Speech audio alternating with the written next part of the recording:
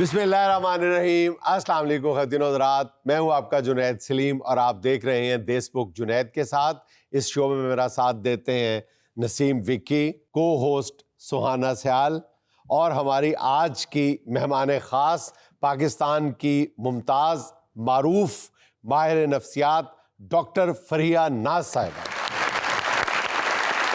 नाज़रीन, आप में से अक्सर ने और ख़ास तौर पे यूथ ने सिर्फ नाई का नाम सुना होगा कि नाई बाल काटने वाले को कहते हैं। हालांकि शायद अक्सरियत नहीं जानती यूथ में से कि नाई हमारे दही कल्चर का एक बहुत ही खूबसूरत और जानदार किरदार है, जिसके इर्द गिर्द हमारी पूरी सकाफत घूमती है। ये बज़ाहिर तो नाई बाल भी काट लेता है, खाना भी पका लेता है, पयाम्बरी भी कर लेता है, घरेलू मुलाजिम के तौर पे भी खूब काम करता है, लेकिन ये ऐसा कमाल का शख्स है कि अगर चंद दिन के लिए किसी गांव देहात में नजर ना आए तो गांव सूना सूना सा लगता है। आइए आपको आज का स्किट दिखाते हैं। अब्बा हाँ मैं नहीं ये काम करना।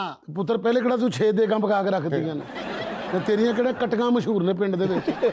शेव तैनूं करनी आंदी, नेरना फड़ा दे, नौ नहीं कटने आंदे किसे दे। कहण नूं नाई दा पुत्तर है ते ऐसा मनूस है, कोई काम आंदा ही नहीं। यूथ को हमारी को बताते चलें कि नेरना किसको कहते हैं। नेरना जे ना जी अपना नेल कटर, नेल कटर जड़ू नेल आजकल कटर इज नेरना। इन्हू की पता भी नेरने नूं नेरना क्यों अच्छा, होंदा? ये आपका नेरना, सॉरी, ये आपका जो बेटा है हाँ जी, और वो आपकी साहबजादी है। ਇਹ ਮੇਰੀ ਬੇਟੀ ਹੈ ਜੀ। हाँ, ਇਹ ਮਾਸ਼ਾਅੱਲਾ ਮੇਰਾ ਹੱਥ ਵਟਾਉਂਦੀ ਹੈ ਜੀ। ਅੱਛਾ। ਪਿੰਡ ਦੇ ਵਿੱਚ ਸਾਰੇ ਘਰਾਂ 'ਚ ਸੱਦੇ ਵੀ ਦੇ ਆਉਂਦੀ ਹੈ। अच्छा अच्छा। ਹਾਂਜੀ, ਕਟਿੰਗ ਵੀ ਕਰ ਦਿੰਦੀ ਹੈ ਕੁੜੀਆਂ ਦੀ ਤੇ ਨਾਲ ਮੇਰੇ ਦੇਗਾਂ ਵੀ ਪਕਾ ਦਿੰਦੀ ਹੈ। ਇੱਕ ਮੇਰਾ ਸ਼ਾਗਿਰਦ ਹੈ, ਇਹ ਮੇਰਾ ਪੁੱਤਰ ਹੈ, ਇਹ ਦੇਖਣ ਨੂੰ ਮੇਰੇ ਤੋਂ ਵੱਡਾ ਹੋ ਗਿਆ। अब्बा मैं बाहर जाना। ਤੇ ਜਾ ਚਲਾ ਜਾ, ਜਾ ਚੱਕਰ ਲਾਇਆ। बाहर नहीं, मैं यूरोप जाना। यूरोप ਯੂਰਪ ਤੇਰੇ ਖਾਨਦਾਨ 'ਚੋਂ ਕਦੀ ਕੋਈ ਗਿਆ? ਉਸਤਾਦ ਜੀ ਛੁਰੀ ਤੇਜ਼ ਕਰਾ ਦਿਓ ਜਾਂ ਇਹ ਦੰਦੀਆਂ ਨਾ ਵੱਢਣਾ। ਸਹੀ ਤਰ੍ਹਾਂ ਕੱਟ ਹੋਏ, ਹਟ ਜਾ ਮਨੂਸਾ, ਸਹੀ ਤਰ੍ਹਾਂ ਕੱਟ ਪਿਆਜ਼। ਪਿਆਜ਼ ਨਹੀਂ ਕੱਟਣਾ ਦਾ, ਉਹਦੇ ਟੁਰ ਜਾ, ਚੱਕਰ ਲਾਇਆ। ਦੱਸ ਦੇਣਗੇ ਕਿਵੇਂ ਕੱਟੀ ਰਹੀ। ਪਿਆਜ਼ ਫੜ, ਟਮਾਟਰ ਕੱਟੀ ਜਾਣੇ, ਪਹਿਲੇ ਪਿਆਜ਼ ਕੱਢ ਜਿਨ੍ਹਾਂ ਨਾਲ ਤੜਕਾ ਲਾਣਾ। इन्हें खा जाने सारे टमाटर ते प्याज ने इंज प्या रहने ना अब्बा।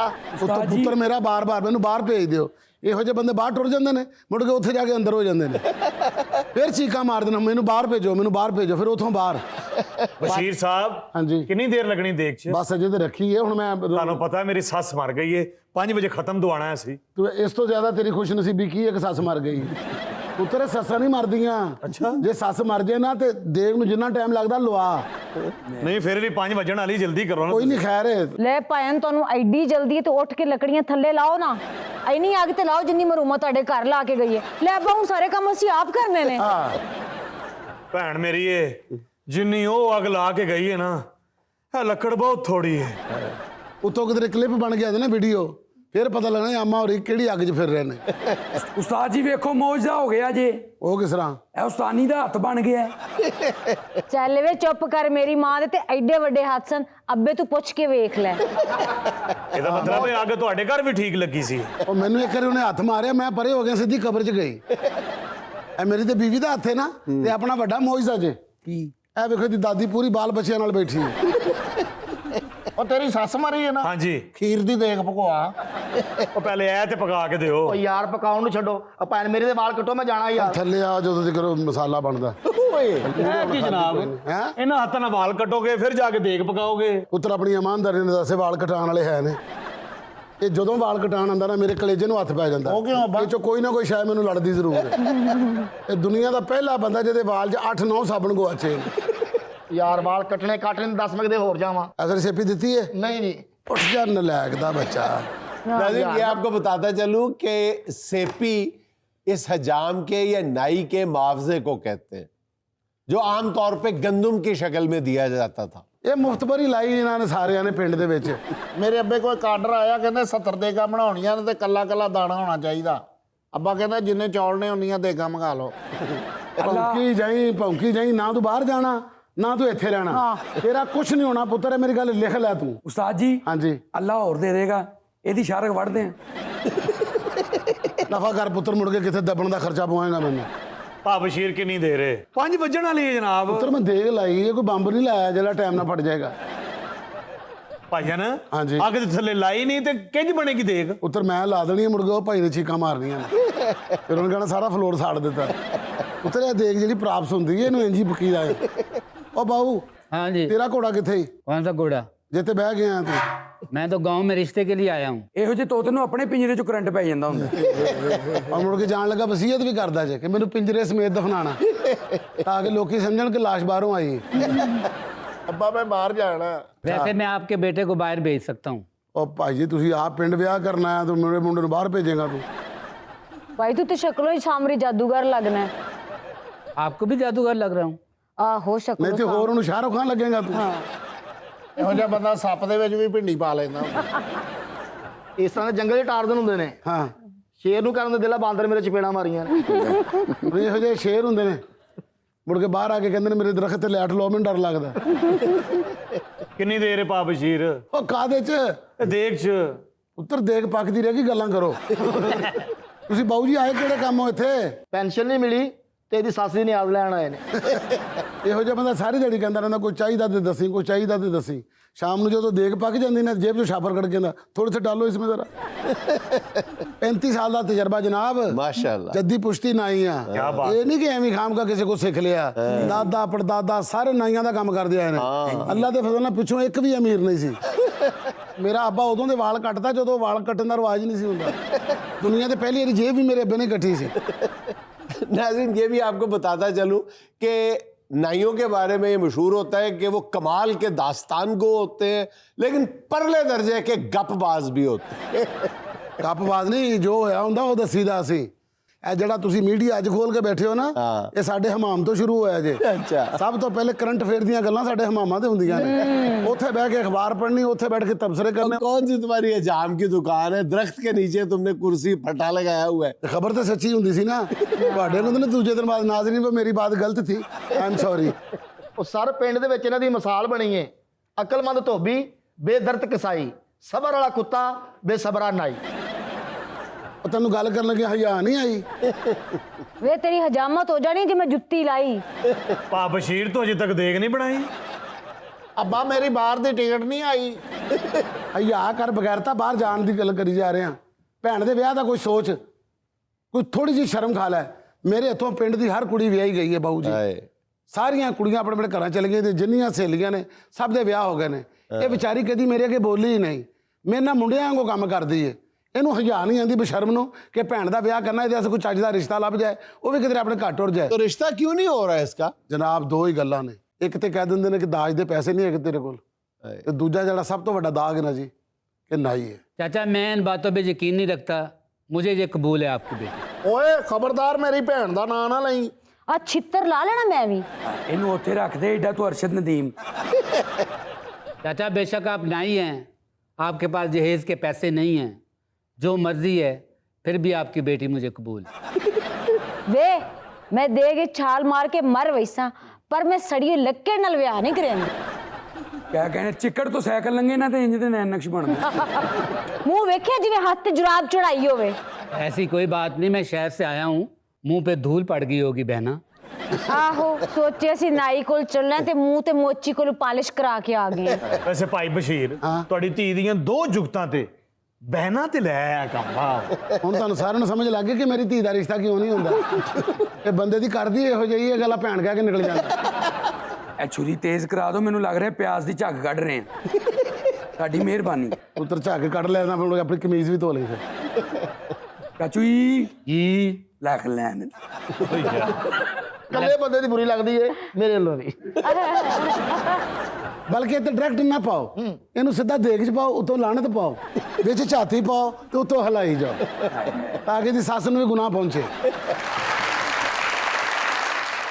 नाज़रीन यहाँ में लेना एक छोटा सा वक्फा, हमारे साथ रहिएगा।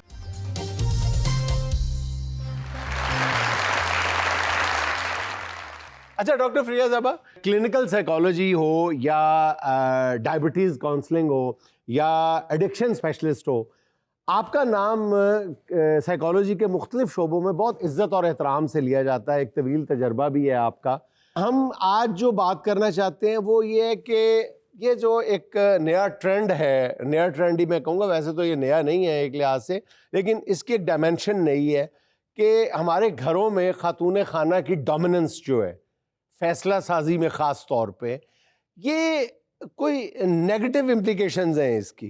क्या आप इस बात से एग्री करती हैं? पहले तो आप इस बात से एग्री करती हैं कि हमारे यहाँ ये एक नया ट्रेंड जो है ये बहुत तेज़ी के साथ फ़रोग पा रहा है कि खातून खाना की जो डोमिनेंस है ये बड़ी इंपॉर्टेंट समझी जाती है घर में? जी, बिल्कुल मैं इस बात से एग्री करती हूँ। पहले अब काफ़ी सारी चीज़ें चेंज हो चुकी हैं। पहले मेल डोमिनेंस जो है ना वो बहुत ज़्यादा थी, लेकिन अब जो है वो फीमेल डोमिनेंस जो है ना वो बिल्कुल अपने अरूज पे है, क्योंकि इस विक्की साहब जरा गौर से, वो कह रही हैं कि आजकल फीमेल डोमिनेंस अपने अरूज पे है।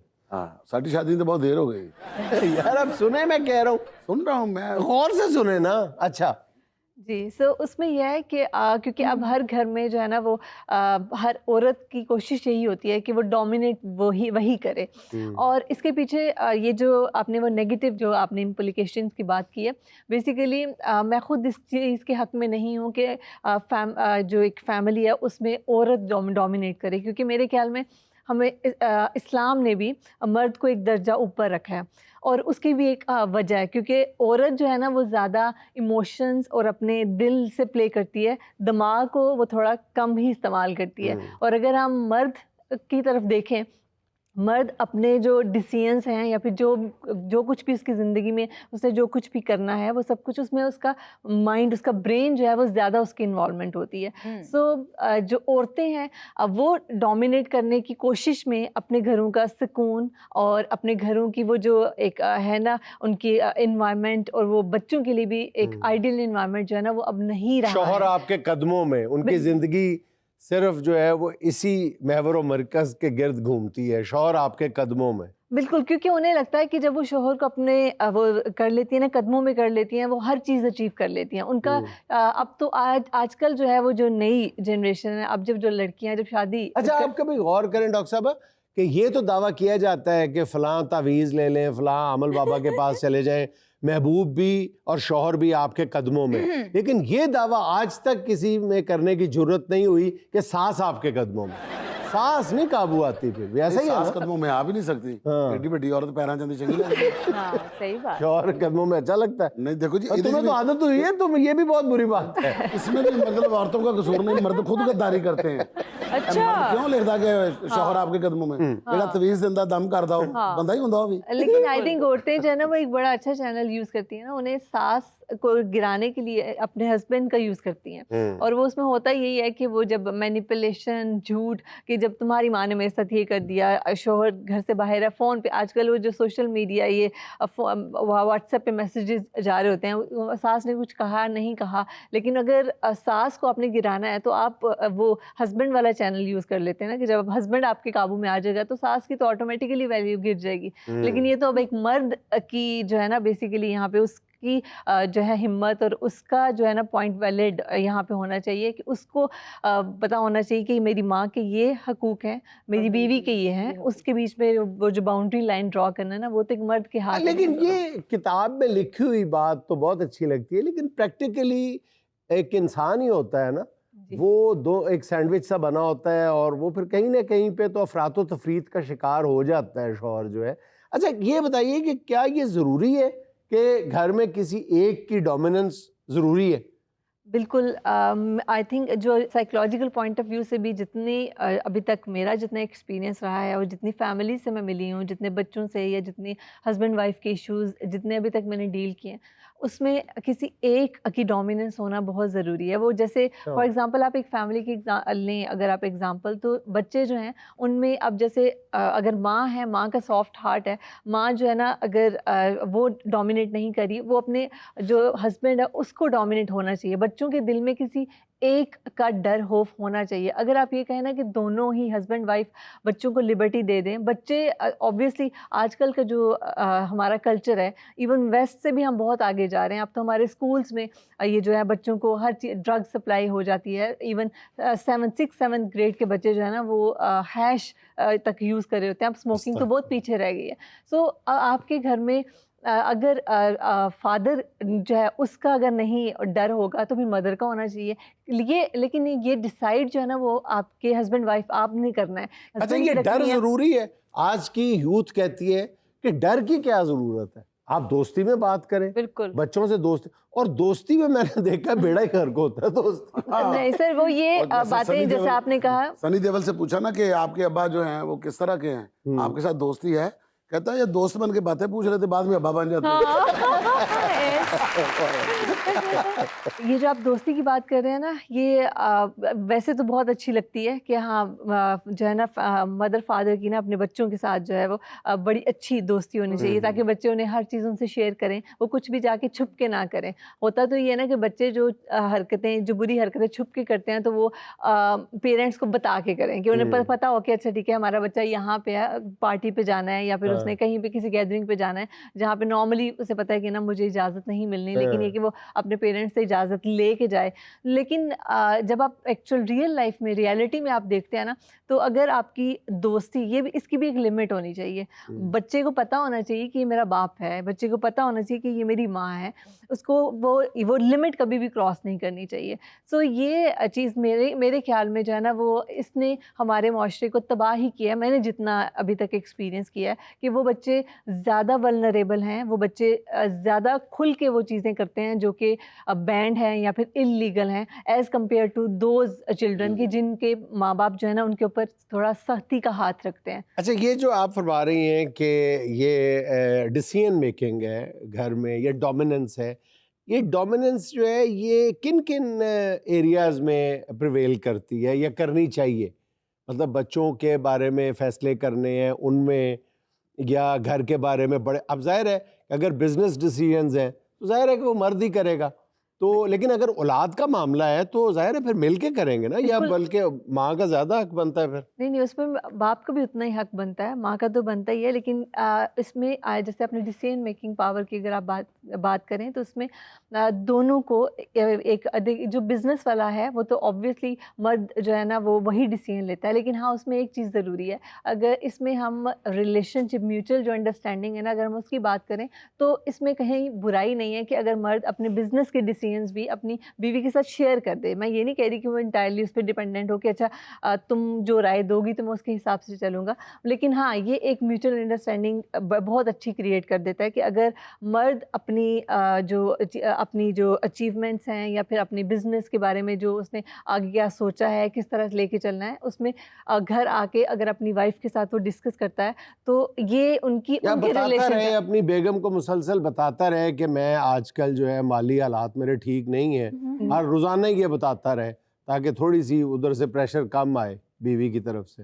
नहीं, वैसे तो वो दोपहर शाम बताता रहे कि मेरे माली हालात ठीक नहीं है। लेकिन बीवी आजकल बीवियों को बहुत पता होता चालाक ना, है, वो सारा बीवियों को पता होता। सब कुछ पता होता है बीवियों को कि कैसे पता होता वो है? कहती बहाने ना ला काम करते चल बंदा कहता ना घर ਅੱਜ ਮੇਰੀ ਤਬੀਅਤ ਠੀਕ ਨਹੀਂ ਤੇ ਹਾਏ ਮੈਂ ਸਦਕੇ ਜਾਵਾਂ ਮੇਰੇ ਬੰਦੇ ਦੀ ਤਬੀਅਤ ਠੀਕ ਨਹੀਂ, ਆਪਣੇ ਬੱਚਿਆਂ ਨੂੰ ਬੁਲਾ ਕਹਿੰਦੀਆਂ ਚਲੋ ਪੁੱਤਰੋ ਅੱਬੇ ਨੂੰ ਮੋਟਰਸਾਈਕਲ ਤੇ ਕੰਮ ਤੇ ਛੱਡ ਗਿਆ।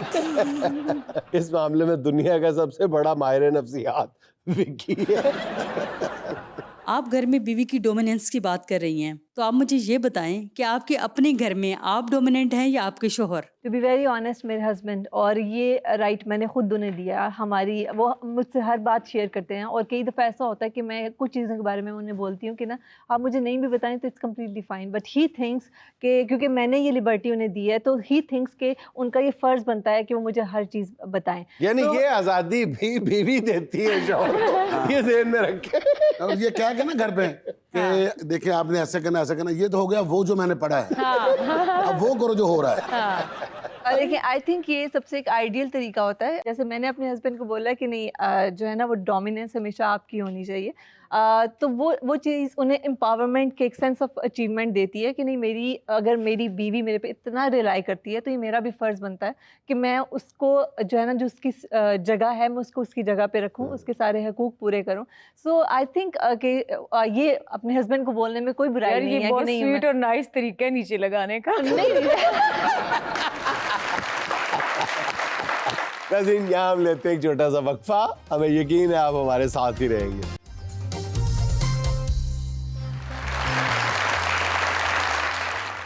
अच्छा डॉक्टर साहिबा, ये जो आजकल ख़वातीन में शौक है घर पे हुक्मरानी करने का या अपने शौहर को नीचे लगाने का, आप क्या समझती हैं कि इसकी ज़िम्मेदार उनकी वालदा नहीं है जिसने उनकी ग्रूमिंग की है कि शादी होते साथ बच्ची को पट्टियाँ पढ़ानी शुरू कर देनी? मतलब देसी लफ्ज़ों में यही कहूँगी ना कि बंदे नु किवें थले ला के रखना है। मैं आपको अपनी बात बताती हूँ, माशाल्लाह मेरी काफ़ी सारी भाभियाँ भी हैं, भाई भी हैं, और मेरी सारी भाभियाँ मतलब कि उन्होंने अपने बंदे नीचे लगा के रखे हैं। हाँ, वो वॉशरूम भी जाए तो वो बता के जाते, जानू मैं वॉशरूम जा रहा हूँ। मेरा मोबाइल से गड्डी की चाबी जमा कर। अच्छा, काफी सारी भाभियां, क्या एक एक भाई ने 4-4 की हुई हैं? नहीं मतलब माशाल्लाह भाई हैं तो फिर भाभियाँ। दूसरी सारी गल्ला ना खोली। जी डॉक्टर साहब, इसमें बच्ची की माँ का कितना रोल है? हाँ, ये बताएं। देखिए, जैसे वो कहते हैं ना कि अगर आपने किसी बच्ची का रिश्ता लेने के लिए जाना है तो उसकी माँ को देखें, उसका बात करने का तरीका, उसका उठने बैठने का तरीका, उसका आपको डील करने या का बच्ची की तरीका। माँ को देखे या बच्ची के बाप को देख ले कि वो नीचे लगा हुआ है। तो उसमें जो है ना, ये बड़ी इम्पोर्टेंट चीज़ है। आजकल ये जो है ना बहुत ज़्यादा इसको प्रैक्टिस में लेके आया जा रहा है कि माँ जो है ना वो शादी से पहले ही बच्ची को ना एक पट्टी पढ़ा देती है कि नहीं, तुमने जैसे ही शादी के बाद तुमने जाना है तो तुमने कौन कौन से तुमने तरीके इस्तेमाल करने हैं कि तुम अपने हस्बैंड को मुट्ठी में कर सको, ज़्यादा से ज़्यादा उसे ना अपनी बहनों से, अपनी माँ से दूर कर सको, क्योंकि अपनी माँ से और बहनों से दूर होगा तो वो तुम्हारे करीब होगा। तुम्हारा अच्छा, बीवी जब मुट्ठी में कर लेती है ना शौहर को, फिर ये भी नहीं कहती मेरी मुट्ठी में बंद, बता दो ना, मुट्ठी खोलती नहीं है फिर 1 मिनट के लिए। मेरी मुट्ठी में बंद है क्या, तो बच्चे कहते हमारा बाप मसाला। तो उसमें जो है ना वो आई थिंक एक जो चीज़ बड़ी इंपॉर्टेंट है अंडरस्टैंड करने की, वो आई थिंक क्योंकि हमारी सोसाइटी में जो है ना वो एजुकेशन की काफ़ी कमी है। जब माँ अगर अपनी बेटी को ये तरबियत दे रही है, ये समझा रही है ना, तो उसका अपना एक्सपीरियंस उसमें बोलता है। वो जब शादी करके उस घर में आई तो उसके साथ जो कुछ भी हुआ उसने वही चीज़ें ऑप्ट कर ली, वो वही चीज़ें दिल में लेके बैठी है। यहाँ पे मैं एक चीज़ बड़ी इंपॉर्टेंट कहना चाहूँगी कि हमारे यहाँ औरत को रोने की, कंप्लेन करने की खुलेआम इजाज़त नहीं है।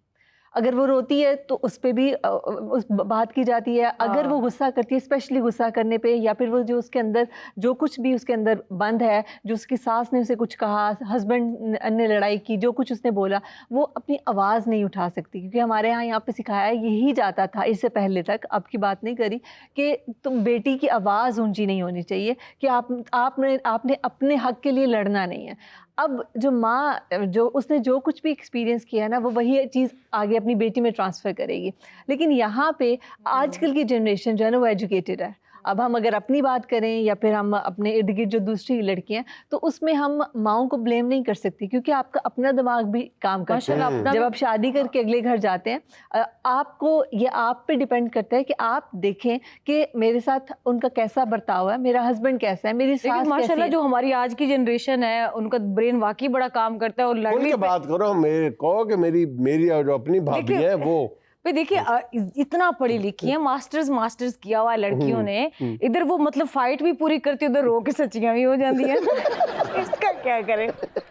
लेकिन इसमें तो मेरे ख्याल में फिर जो है ना वो मर्दों का, और मर्द देखता है कि आंसू वो कहता नहीं यहाँ पे कत्ल वगैरह तो हो गया। तो समझदार मर्द कोई है इस मामले में, समझदार मर्द। अच्छा, मेरा एक सवाल है, बेटियां बड़ी प्यारी होती हैं, बेशक, खतरनाक बीवियां कितों आती हैं? वो देखिए हर मर्द को ना अपनी बेटी बहुत प्यारी लगती है, लेकिन वही बेटी जब आप अगले घर भेजते हैं ना, तो वो फिर खतरनाक बीवी बना के भेजते हैं आपको। तो ये चीजें पीछे से चल रही होती है कि ये आपको बेटियां अपनी जो है ना, आप उनको जो है ना वो प्रिंसेस बना के, मेरी अपनी बेटी है, सो मैं उसके सांस के साथ सांस लेती हूँ। तो कल को मैं ये चाहूँ कि अच्छा मेरी बेटी अगले घर जाए और मैं फिर उसे इस तरह की तरबियत उसकी करूँ कि तुमने अगले घर जाके ना तो बिल्कुल खाना खराब कर देना, तुमने अपने हस्बैंड की भी मेंटल हेल्थ क्या, अपनी सास को पागल करार दे देना, क्योंकि तुम्हारी माँ साइकोलॉजिस्ट है, तो तुमने ये सब कुछ मैं सिखा के भेजूं। तो नहीं, ये तो डिपेंड करता है ना कि आप कैसी तरबियत करके आप अपनी बेटी को अपने घर में रखते हैं।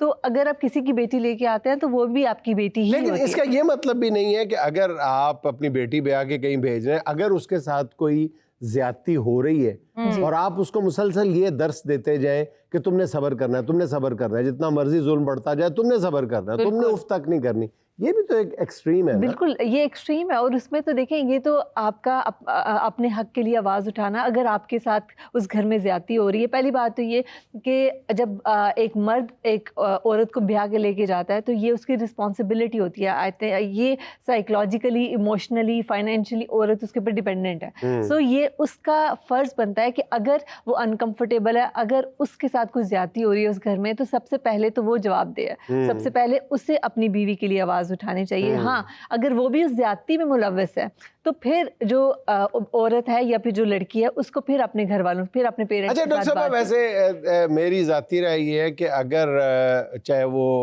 बच्ची की माँ हो या बच्ची खुद हो, उसको ये हकीकत जो है ये तस्लीम कर लेनी चाहिए, समझ लेनी चाहिए कि बजाय ये कि वो पहले दिन से ही शौहर को मुट्ठी में करने की कोशिश करे, तो 5-10 साल बाद दुनिया के सख्त तरीन मर्द ने मुट्ठी में आ ही जाना होता है, खुद ब खुद आ जाना होता है, जितना मर्जी बात जाए उसने आना ही आना होता है। ਉਹ ਇੰਨਾ ਟਾਈਮ ਕਿਹਦੇ ਕੋਲ ਹੁੰਦਾ ਇਹ ਤੇ ਬੰਦਾ ਦੂਸਰੇ ਦਿਨ ਹੀ ਬੰਦੇ ਦਾ ਸਿਰ ਪਾੜ ਦਿੱਤਾ ਨਾ। ਉਹਨਾਂ ਨੇ ਪੁੱਛਿਆ ਕਿ ਤੂੰ ਅਜੇ ਤੇ ਆਪਣਾ ਕੱਲ ਤੇਰੀ ਸ਼ਾਦੀ ਹੋਈ तो ਬੰਦੇ ਦਾ ਸਿਰ ਪਾੜ ਦਿੱਤਾ, ਕਹਿੰਦੀ ਬਸ मेरी बर्दाश्त की हद हो गई थी।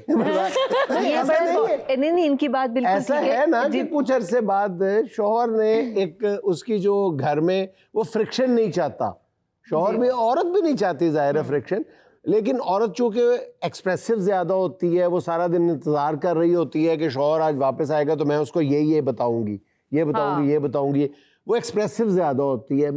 बंदा जो होता है वो इतना एक्सप्रेसिव नहीं होता। अल्टीमेटली वो फ्रिक्शन से बचना चाहता है, वो खिच से बचना चाहता है, खामोशी इख्तियार कर लेता है, कॉम्प्रोमाइज़ शुरू कर देता है। ऐसा नहीं होता, लेकिन ये वो काफ़ी बाद में जाके होता है। पहले तो मर्द लड़ता है अपने आप को से सेफ गार्ड करने के लिए, मर्द अपने आप को बचाने की पूरी कोशिश करता है, लेकिन जब कहीं नहीं बन पड़ती ना, क्योंकि औरत के पास एक बड़ा हथियार होता है औलाद, वो औलाद को इस्तेमाल करती है। जब औलाद को इस्तेमाल करती है ना, तो फिर मर्द जो है ना, वो चाहे कितना ही स्ट्रांग क्यों ना हो, कितना ही उसने अपनी बाउंड्रीज डिफाइन क्यों ना की हो, उस मर्द को नीचे आना ही पड़ता है। तो औलाद के आगे जो है ना, वो औरत भी बेबस हो जाती है और मर्द भी बेबस हो जाता है। अच्छा डॉक्टर साहब, हमारे पास जब फीमेल डोमिनेंस की बात की जाती है तो फौरी तौर पर दोस्त अब आप सारे ताने देना शुरू हो जाते हैं कि भाई ऐसे बीवी दे थल्ले लगा है। तो बाकी मुल्कों में क्या है, आपने क्या देखा है? मैंने जितना वेस्ट को मैंने देखा है, या फिर अब तो मेरा काफ़ी एक्सपीरियंस रहा है, हाँ मैं बहुत आती जाती रही हूँ, सो मैंने वहाँ पे एक चीज़ नोटिस की है कि वहाँ की औरतें अब जो लीडिंग रोल में अपने हस्बैंड्स को चाहती हैं। अब वहाँ पे ट्रेंड चेंज होता है। पहले जैसे पहले ट्रेंड था वो ये था 50-50 इक्वल पार्टनरशिप, लाइक अगर जो है ना वो बच्चों को रेज कर, उनकी तरबियत में, उनको उनके खाने पिलाने, उनके डायपर्स तक चेंज करने में जितना रोल माँ करती है ना अदा, उतना ही बाप करता है। लेकिन अब वहाँ पे ट्रेंड जो है ना वो चेंज होता आ रहा है, और इसी वजह से वहाँ पे डिवोर्स रेट बहुत कम होता जा रहा है, और डिवोर्स रेट बहुत वहाँ पे अब यहाँ पे तो बहुत कॉमन हो गया। अब तो divorce is not stigma at all, उसके बारे में तो अब इतना सोचा ही नहीं जाता।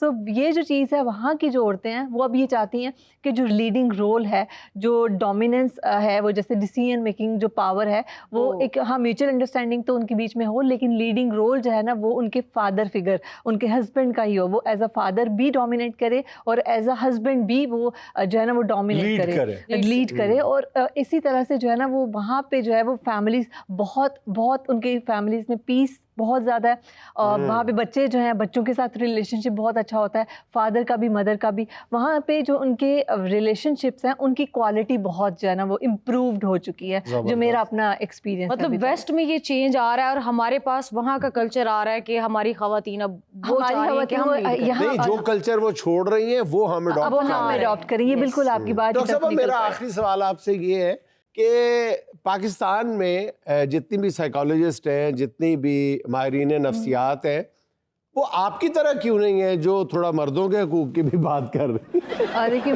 आई थिंक जो है ना, बीइंग अ वुमेन, एक टाइम था जब मैं भी बहुत ज़्यादा फेमिनिज्म, जस्ट वुमेन बहुत ज़्यादती होती है उनके साथ, मैं भी इसी के इर्द गिर्द घूमती थी। लेकिन जब आपको रियलिटी चेक मिलता है ना, और आई थिंक आपको रियलिटी चेक मिलता है जब आप अपनी ज़िंदगी स्टार्ट करते हैं, तो उसके बाद आप जब देखते हैं कि ऑपोजिट हम तो सोचते रहे हैं। सो मुझे ऐसे लगता है कि मैं बिल्कुल जो है ना अनबाइस्ड होके बात करती हूँ, और मुझे ऐसे लगता है कि हमारी सोसाइटी में ना जितना औरत को मजलूम दिखाया जाता है, उससे कहीं ज़्यादा मर्द मजलूम है। ये तो अब आप हौसला करो यार। नहीं, ये तो अब आप तारीफ पे आप खिल गई हैं, आपने चुक दी है। नहीं, छोटा सा फतवा हमारे साथ रहिएगा। ये बहनें कहाँ होती है?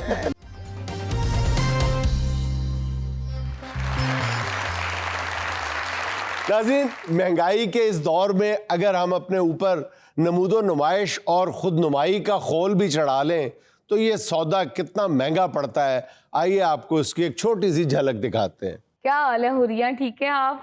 हाँ मैं ठीक हूँ, तुम कैसी हो? उफ, बाहर तो बाजी बहुत ही गर्मी थी और वो जैसे तंदूर से सीधा जन्नत में आ गई हूँ। इतनी ठंडी हवाएं, माशाल्लाह। ठंडी हवाएं क्यों ना आए? 6 टन जो चल रहा है। 6 टन का कौन सा एसी होता है? लो, 2 टन का ड्राइंग रूम में, 1.5 टन का डाइनिंग रूम में, 1.5 टन का ड्राइंग रूम में, पता नहीं कहाँ कहाँ पे एसी चल रहा है। आधे टन का तो स्टोर में भी चल रहा है। आधे टन का कौन सा एसी है बाजी? अब तुम्हें क्या पता एसी क्या चीज़ है? तुम्हारे घर में कौन सा एसी है? तुमने तो बिजली का पंखा भी हाथ पे करवाया हुआ है। जी हुरिया बाजी, आज तो माशाल्लाह आप हूरी लग रही हैं। लो भला, पहले कब नहीं लगती। आज तो मैं बिल्कुल सादी बैठी हुई हूँ। तुम्हें पता है रोज पार्लर पे मेरा 60-70 हज़ार का खर्चा आ जाता था। मेरे हस्बैंड ने कहा भाई तुम्हें क्या जरूरत है पार्लर की और इतने खर्चे करने की। आज तो मैं बगैर मेकअप के बैठी हूँ, बस ये हल्का सा ब्लश ऑन लगाया हुआ है। अच्छा, हालांकि पार्लर वाली का फोन आया था मुझे। अच्छा, मैंने कहा बहन मैंने नहीं आना, पैसे भेज देती हूँ मैं तुझे। वैसे पैसे क्यों भेज दिया आपने उसको? रोज की कस्टमर थी ना मैं उसकी। उसकी दिहाड़ी लग जाती थी, अब उसकी दिहाड़ी ना लगे तो बुरी बात है ना। लगता है आज तो मेरा इधर काम बन जाएगा, पैसे मिल जाएंगे।